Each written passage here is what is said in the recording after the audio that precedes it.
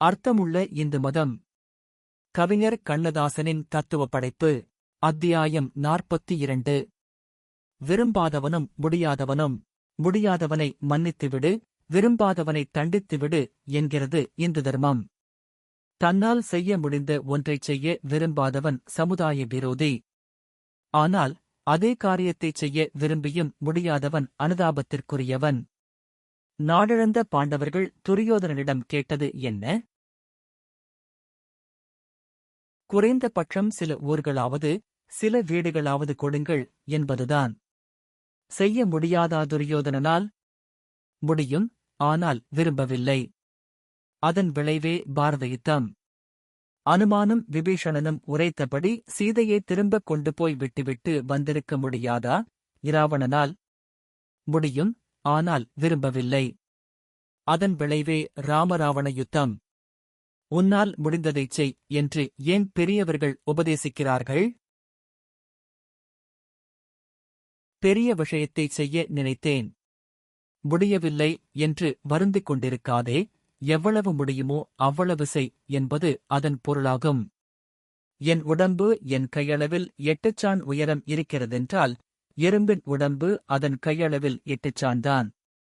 உணவைச் சமைத்ததும் யாராவது ஒரு அன்னக்காவடிக்கோ பிச்சைக்காரனுக்கோ போட்டுவிட்டுச் சாப்பிடுவது என்ற வழக்கம் இந்துக்களுக்கு உண்டு. பெட்டி நிறைய பணம் இருக்கிறது. பெட்டிச்சாவியும் செட்டியார் மடியில் இருக்கிறது. கொட்டிய கண்ணீரோடு திருமணமாகாமல் கோதையர் சிலர் கஷ்டப்படுகிறார்கள். இவர் கொஞ்சம் பெட்டியை திறந்தால் இறைவன் அவர்களுக்கு சொர்க்க வாசலை திறப்பான். இவரால் முடியும், ஆனால் விரும்பவில்லை. இந்து தர்மத்தில் இவருக்குரிய தண்டனை என்ன? வாழ்க்கையை ஓரளவுக்காவது அனுபவிக்க விரும்பியவர்களுக்கு அதனை மறுத்தாரல்லவா? அதனால் இவர் எதையும் அனுபவிக்க முடியாமல் போய்விடும். பல லட்சம் செலவு செய்து இவர்தம் பெண்ணுக்கு கல்யாணம் செய்திருப்பார். அது மலடியாகப் போய்விடும். அல்லது வாழா வெட்டியாகப் போய்விடும். அறஞ்செய்ய விரும்பு என்றார் உளவை பாட்டி. செய் என்று அவர் ஆணையிடவில்லை, விரும்பு என்றுதான் சொன்னார். காரணம், செய்ய முடியாதவரும் இருக்கலாம் அல்லவா? அவன் விரும்பினால் கூட போதும், அதுவே கருணையின் பரப்பளவாகும். யூதர்களை மன்னித்திருக்க முடியாதா ஹிட்லரால்? போரின் நாசத்தை தடுத்திருக்க முடியாதா ஹிட்லரால்? முடிந்தும் அவன் விரும்பவில்லை. விளைவு? மற்றவர்களை அவன் எப்படி நடத்தினானோ அப்படியே இறைவன் அவனை நடத்தினான். வண்டி மாட்டை நீ ஒரு அடி அடித்தால் கூட அதற்கு பதிலடி உனக்கு கிடைக்கிறது. வண்டி மாட்டுக்கு நீ வைக்கோல் போட்டால் கூட அதற்கு கைமாறாக ஒரு கவளச்சோறு உனக்கு கிடைக்கிறது. ஆகவே விரும்பு, முடிந்தால் செய், முடியாவிட்டால் விரும்பு. விரும்பு என்று உடனேயே தஞ்சாவூரை பார்த்து, இந்த நிலமெல்லாம் நம்முடைய நிலமாக இருக்கக்கூடாதா என்று விரும்பாதே. அதன் பெயர் விருப்பமல்ல, ஆசை. விரும்புவது என்ற வார்த்தையே நல்லதை விரும்புவதைத்தான் குறிக்கும். தவறு செய்ய நினைப்பது விரும்புவதாகாது, திட்டமிடுவதாகும். 1000 ஏக்கர் நிலத்தை வளைத்து போட்டுக்கொண்டு அடுத்தவனுக்கு அரை ஏக்கர் கூட கொடுக்க விரும்பாதவன் இறுதியில் அனுபவிக்கப் போவது எத்தனை ஏக்கர்? வெறும் 6 அடிதான். இந்து சம்பிரதாயத்தில் அது கூட கிடையாது.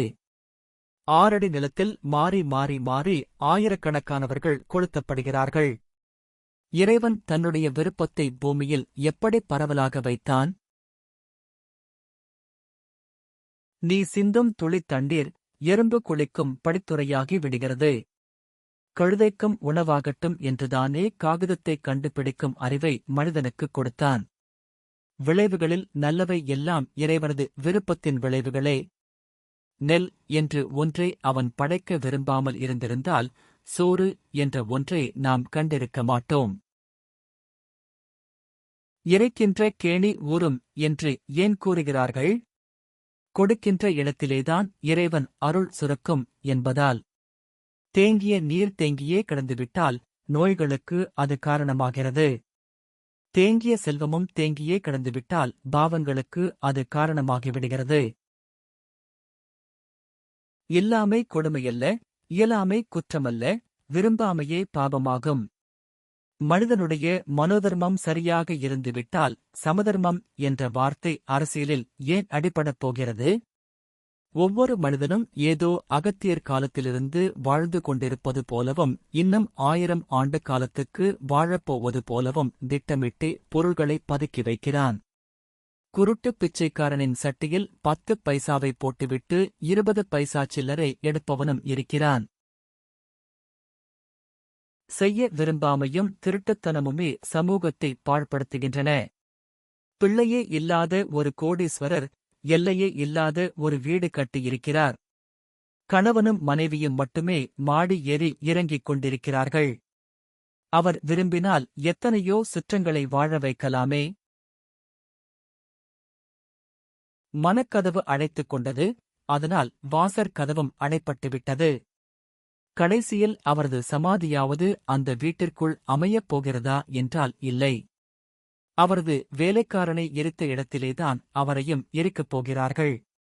வெறும் பிரமை, மயக்கம், சகலமுமே நிலையாகிவிட்டது போல் தனக்குள்ளே ஒரு தோற்றம். இத்தகைய மூடர்களுக்காகவே இந்து மதம் நிலையாமையை போதித்தது. திரும்ப திரும்ப நீ சாகப் போகிறாய், சாகப் போகிறாய் என்று சொல்வதன் மர்மம் இதுதான். நிலையாமையை எண்ணி விரும்பாமையை கைவிடு. உன்னைப் பற்றிய புள்ளி விவரம் கணக்கெடுக்கப்படும் போது எத்தனை வீடு கட்டினாய் என்று கணக்கு எடுக்கப்படுவதில்லை. எவ்வளவு செய்தாய் என்பதே ஏட்டுக்கு வருகிறது. எந்த நிலத்திலும் ஏதாவது ஒன்று விளையும். குறைந்த பட்சம் பரங்கியும் பூசணியுமாவது விளையும். நீ குறைந்தபட்சம் விரும்பி அதைச் செய்தால் அதுவே உன்னை பெரிய தோட்டக்காரனாக்கிவிடும். மற்றவர்கள் பார்த்துக் கொண்டிருக்கும்போது சாப்பிட்டால் உடம்புக்கு ஆகாது என்றும் திருஷ்டி படும் என்றும் இந்துக்கள் ஏன் சொல்கிறார்கள்? பிறருக்குப் பகிர்ந்து உண்ணாமை பாபம் என்று அப்படிச் சொல்கிறார்கள். சரியோ தவறோ, செய்ய முடியாதவனுக்கு நல்ல இருதயத்தையும் செய்ய விரும்பாதவனுக்கு செல்வத்தையும் வழங்கியிருக்கிறான் இறைவன். கடலிலே நீரை வைத்து அதை குடிக்க முடியாமல் ஆக்கியவனல்லவா அவன். இதற்குக் காரணம் உண்டு. ஒவ்வொருவருடைய புத்தியையும் அளவெடுப்பதற்கு இறைவன் நடத்தும் லீலை அது. அனுபவத்தின் மூலம் ஒன்று நன்றாகத் தெரிகிறது. செய்ய முடிந்தும் விரும்பாதவனுடைய செல்வம் மோசமான முறையில் அழிந்து போகிறது. அவனுடைய மரணமும் அப்படியே. செய்ய விரும்பி முடியாதவனுடைய நிலை முடிவில் நிம்மதியடைகிறது. காரணம், அவனிடம் இல்லை என்பது அவனுக்குத் தெரியும், ஆண்டவனுக்கும் தெரியும். இதுவரையில் தர்மம் செய்யாத பணக்காரன் நிம்மதியாகச் செத்ததும் இல்லை, அவன் சந்ததி அந்தச் செல்வத்தை அனுபவித்ததும் இல்லை. ஏன் பலருக்கு சந்ததியே இல்லை? சுபம். அடுத்த அத்தியாயத்தில் சந்திப்போம்.